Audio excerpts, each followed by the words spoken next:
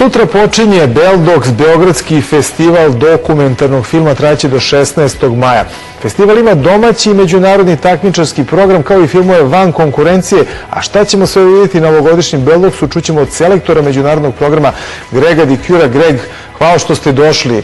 Danas su Tako stoje stvari. I najpre, koliko će biti filmova? Vidimo ovdje program. Koliko filmova će biti ukupno na festivalu? Ukupno imamo, koliko ja se sjećam, 55 filma. To je malo više nego prošle godine. Da, i oni će biti, ja mislim, na 5 ili 6 lokacija, 5-6 bioskopa koji prikazuju. Da, tako je. Imamo i Dom omladine i kao prošla godina. Isto tako imamo Jugoslovenska kinoteka, velika sala i mala sala za posebni program. DKC, to je isto tako kao i prošla godina. I imamo bioskop Fontana i čak i imamo nekoliko posebnih projekcija poslije festivala u Crnoj Gori. Dakle, reklo bi se svako može da nađe koje mu je najbliže mesto da ode, ali šta biste rekli, koji je to film koji biste istakli, ovo morate da vidite na Beldoxu? Ne mora bude jedan, ali... Dobro, drago mi je, ne mora da bude. Ja volio bi pre svega da preporučim dva programa. Znači, prvi posebni program posvećen veliki dokumentarni autor Robert Flaherty i to treba da bude prvi integralni retrospektiva na 35 mm. Imamo nekoliko biseri arhivski. Drugi program se zove posvećen bugarskog dokumentarnog filma i isto tako to treba da bude prvi program posvećen bugarski dokumentarni filmovi van Bugarije. I imamo savremene filmovi, to treba da bude nešto zanimljivo. Kustoskinje se zove Joana Pavlova za taj program. Što se tiče međunarodni program, imamo nekoliko evropski premijer i međunarodni premijer. Volio bih da preporučim jedan film iz Argentine, se zove Sala Alberdi. To je nešto jako zanimljivo. Znači, beogradska publika ima prilike da pogledaju film pre sve ostale festivale u Evropi. Naravno, za zatvaranje festivala imamo Michael Moore, njegov novi film Koga sljedeće napasti.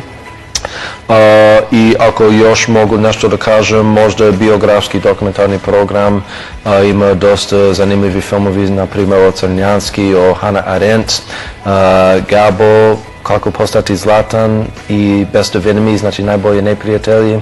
To su nekoliko stvari. Kako postati zlatan nije Zlatan, nego Zlatan, po imenu Zlatana Ibrahimovića, samo da se neko ne bi onako pomamio i pomislio da će biti samo Zlata.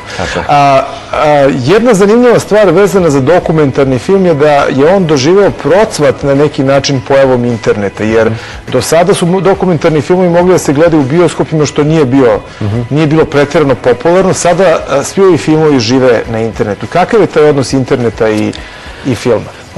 Internet je nešto zanimljivo zato što naravno ima prostor za više dokumentarni film, i kratki, i srednji metar, i dugometražni.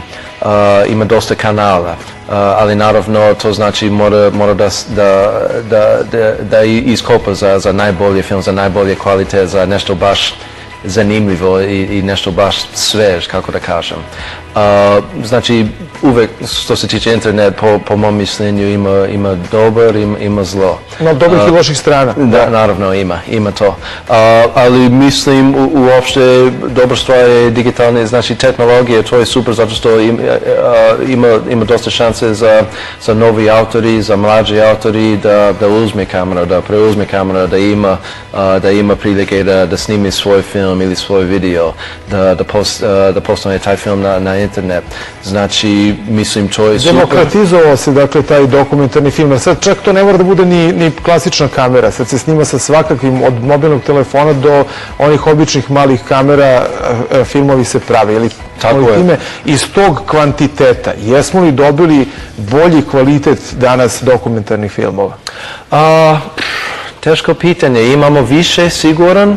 Znači, po matematika verovatno, znači imamo više kvalitet i bolje, ali ipak, kako sam rekao, mislim, to je dobra uloga za filmski festival, ne samo u Beogradu, nego svuda. Da istakne ono što je dobro. Tako je, da bude nešto malo priređen i baš za publiku. I sad, ono što je meni posebno interesantno kao pitanje, to je ako mogu već sve to da gledam na internetu, zašto ipak smatrate da treba da dođem u bioskop da bih pogledao film?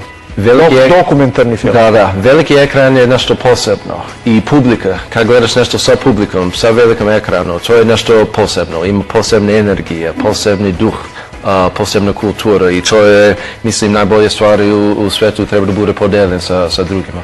Da, dakle od sutra Beldox, je tako, počinje u Domu omladine još 5 sala. Greg DiCure, selektor međunarodnog programa, bio je gost, tako stoje stvari, mi vas pozivamo naravno na ovaj festival. A sad idemo na protezanje. Danas